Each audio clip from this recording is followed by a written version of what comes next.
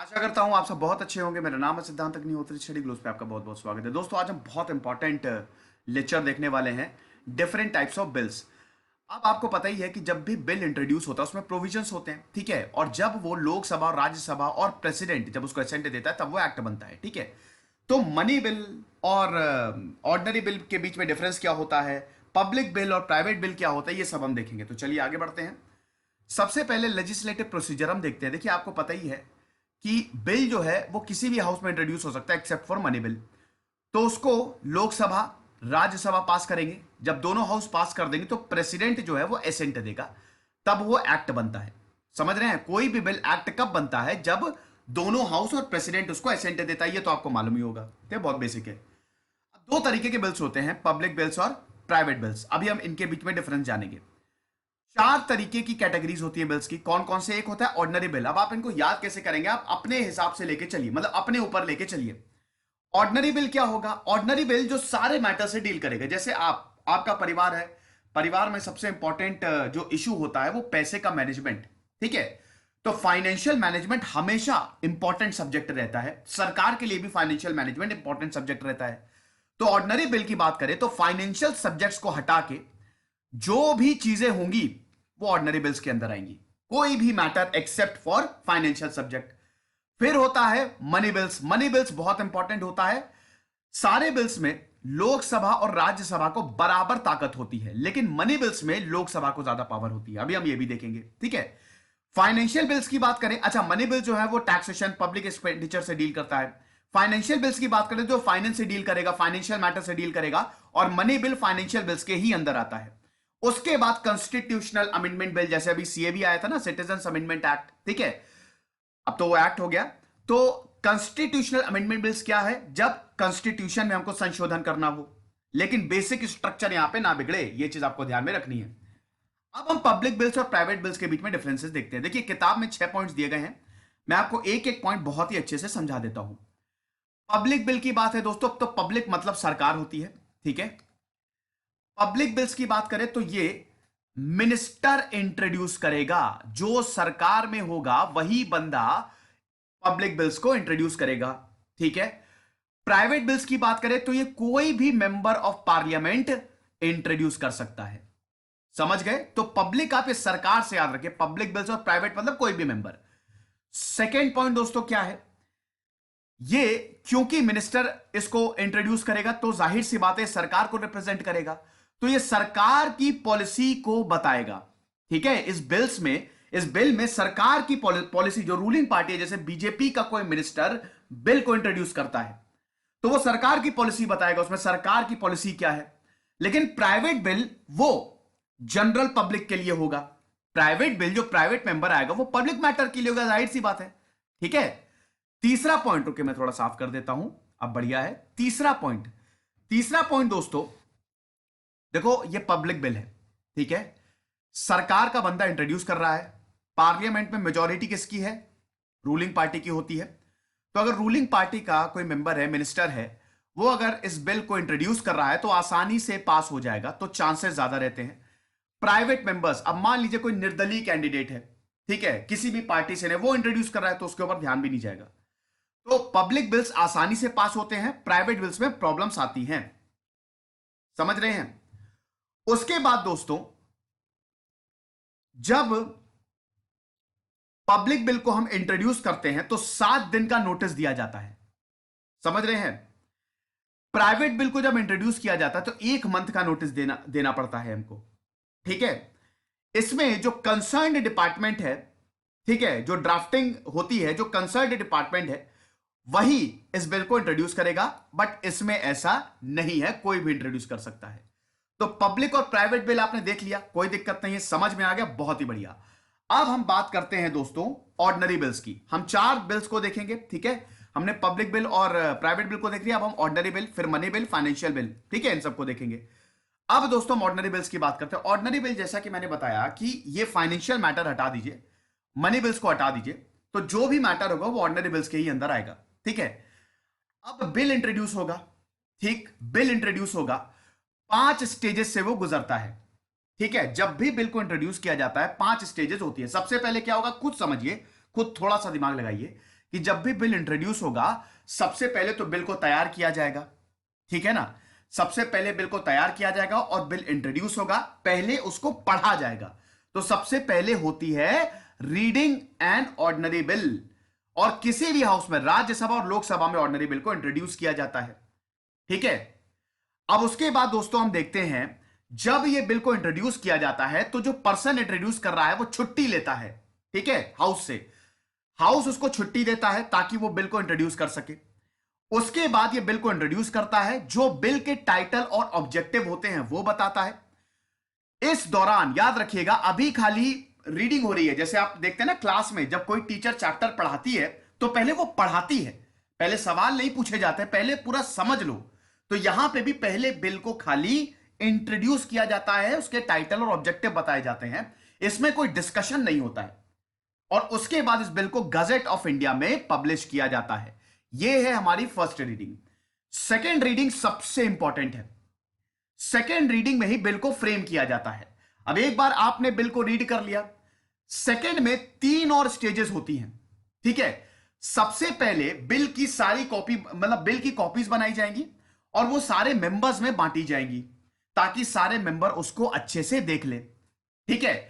लेकिन डिटेल्स अभी खाली कॉपी बांटी जा रही है।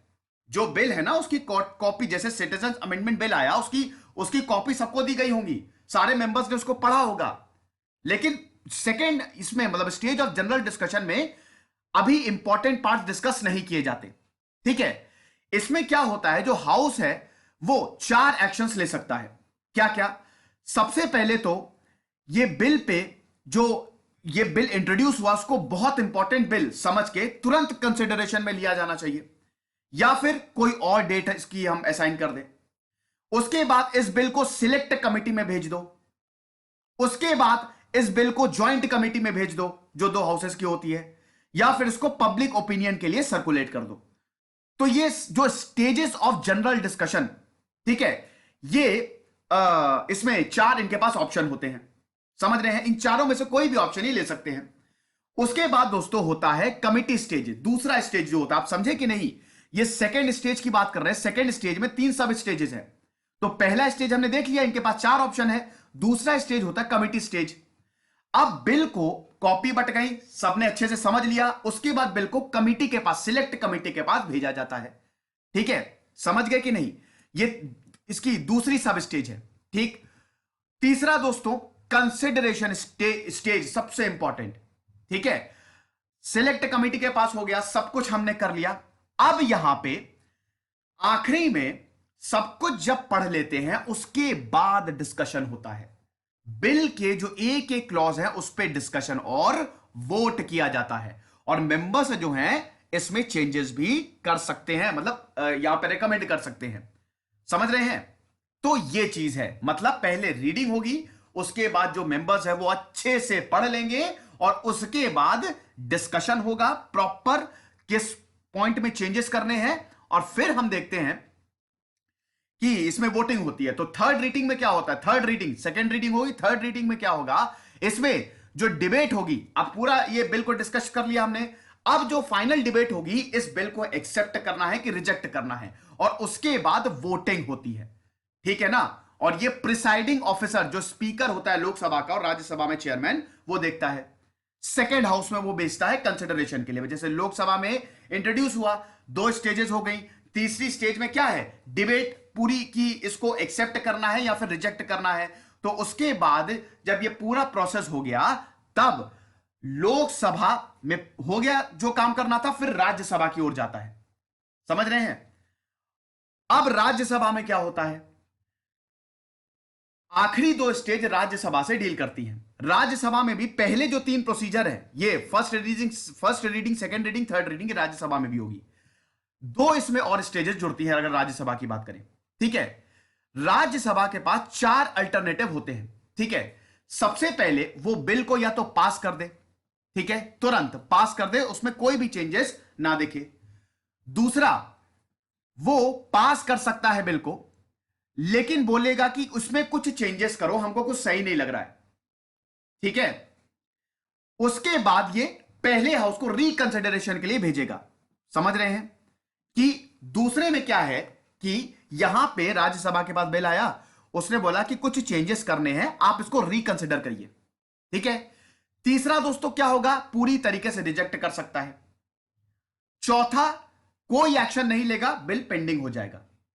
तो चार क्या है, अगर कुल मिला के देखें, या तो बिल को पास किया जाएगा, या तो बिल को वापस भेजा जाएगा, या तो बिल को रिजेक्ट किया जाएगा, या बिल को भूल जाओ। ये चार टोटल ऑप्शन है। ठीक है।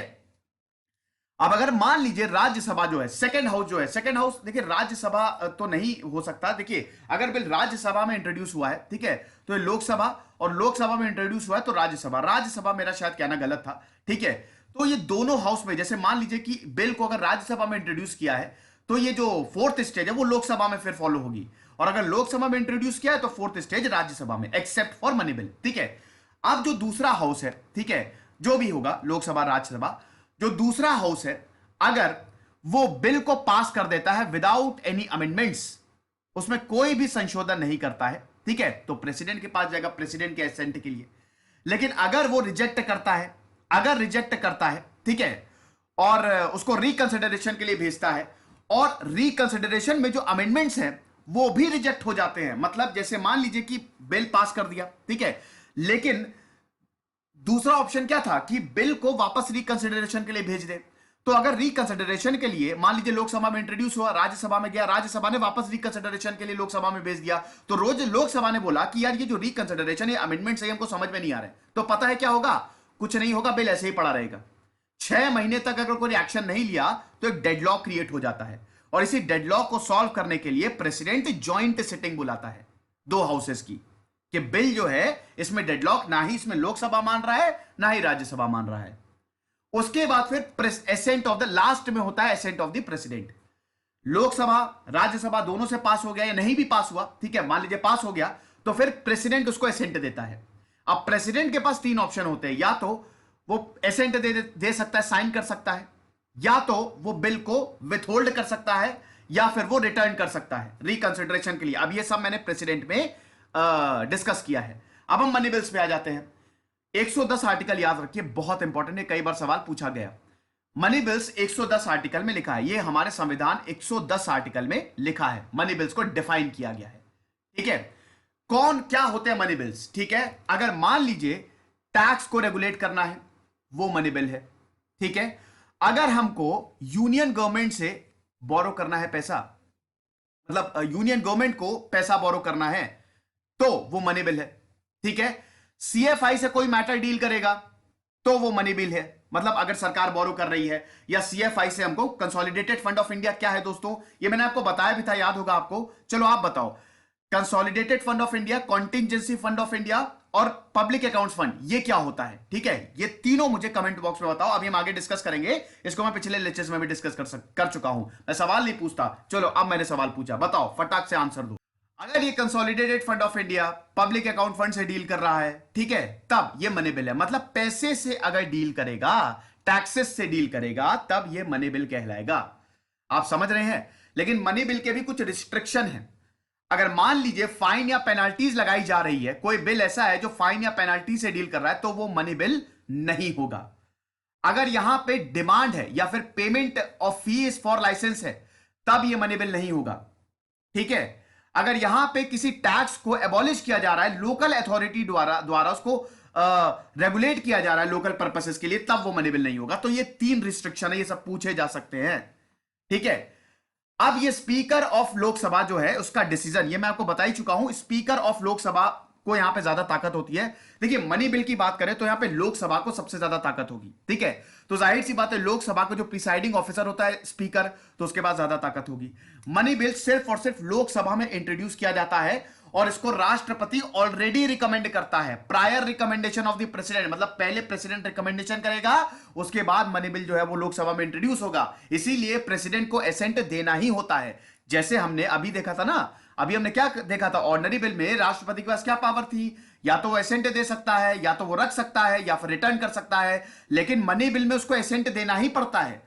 अगर मनी बिल में दोस्तों, मनी बिल में कुछ गड़बड़ी नहीं हो सकती, यहां पे लोकसभा को बहुत ज्यादा ताकत है, और अगर मनी बिल लोकसभा में पास नहीं हुआ तो सरकार हार गई, समझ लीजिए।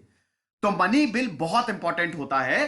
तो प्रेसिडेंट क्योंकि इसको रिकमेंड नहीं कर रहा है, तो फिर एसेंट देने की बात ही नहीं, ठीक है, मतलब एसेंट तो दे गए, उनको साइन करना ही पड़ता है, ठीक है। तो मनी बिल की बात करें तो यहां पे ये लोकसभा में इंट्रोड्यूस होता है, तो लोकसभा को राज्यसभा से ज्यादा पावर है। कैसे? ठीक है, सबसे पहले तो लोकसभा में इंट्रोड्यूस होगा, मिनिस्टर इसको इंट्रोड्यूस करेगा, सिर्फ और सिर्फ मिनिस्टर इसको इंट्रोड्यूस करता है, ठीक है। उसके बाद लोकसभा में जब मनी बिल को पास किया जाएगा तो ये राज्यसभा में जाएगा। राज्यसभा के पास ज्यादा ताकत नहीं होती है मनी बिल के मामले में, ठीक है। तो जैसे ही लोकसभा में पास हो गया राज्यसभा में जाएगा, वो राज्यसभा जैसा कि मैंने बताया उसके पास रिस्ट्रिक्टेड पावर्स होती हैं, ठीक है। राज्यसभा यहां पे ना ही बिल को रिजेक्ट कर सकता है ना ही अमेंड कर सकता है, ठीक है। सिर्फ और सिर्फ राज्यसभा के पास 14 दिन होते हैं, लोकसभा को उसको देना होता है। और अगर राज्यसभा 14 दिन के अंदर लोकसभा को बिल नहीं सौंपता, अपनी रिकमेंडेशंस नहीं देता, या रिकमेंडेशंस मतलब भूल गया, तो समझ लीजिए बिल पास हो गया। मतलब राज्यसभा के पास यहां पे खाली इतनी ताकत है कि वो रिकमेंड कर सकता है कि ये चेंजेस कर दो, ठीक है।